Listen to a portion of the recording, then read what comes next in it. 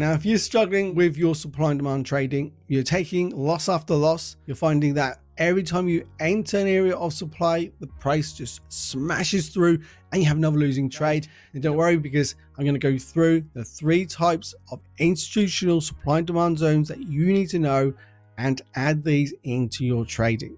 Now, the 3 types we're going to look at is the range zone area of supply and demand, the pivot zone of supply and demand, and the fractal zone of supply and demand.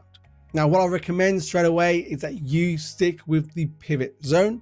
We'll go over that in a moment. Let's start off with the range zone. Now, a range zone of supply or demand will be created by a cluster of candlesticks. That's where we call this the range zone. And we're going to see price dropping out of that zone, leaving us an area of supply, or we're going to see that rally out, leaving us that area, okay, of demand. Now, we want to see a strong close out of that range.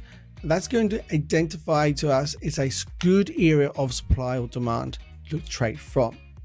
Now, these ranges are going to most likely show on a higher time frame the pivot zone, and that's where the pivot zone comes from. Now, the pivot zone is where we're going to see those last buy to sell candles. Okay, when we're looking for an area of supply, it's going to be a buy to sell move, and we're looking at the area of demand, it's going to be a sell to buy move. So what that means is when we're drawing out our areas of supply, we look to draw off the last bullish candle, which creates that buy to sell move, and we're looking to draw that area of demand, look at that last sell candle, which creates that sell to buy move.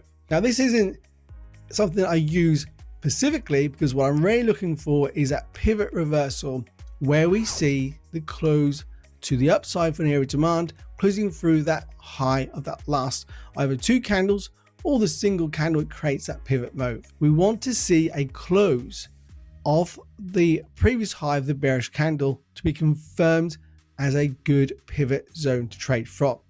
Again, we want to see a close below the low of the bullish candle to confirm our area of supply. So that's how we look at the pivot zone. Like I said, it's the recommended zone that I suggest that you apply when looking at trade off an area of supply and demand. And the last type that we look at is what we call the fractal zone. Now, the fractal zone will be coming off the wick in the market.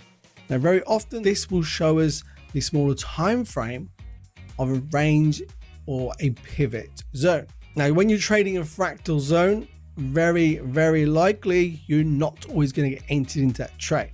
And what I suggest is that you stick with one of these 3 types of zones and you trade them and nothing else. Don't jump between the range, the pivot, and the fractal. Stick with one, and that's going to help you with consistency.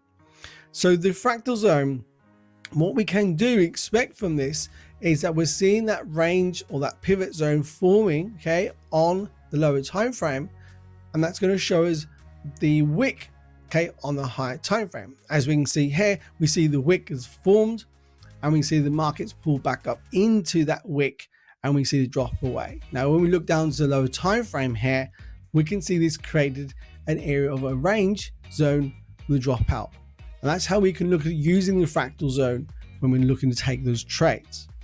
So what do I suggest doing? I suggest using just the range and the pivot zones. They're going to be the best types of zones for you to use and trade in the markets with supply and demand.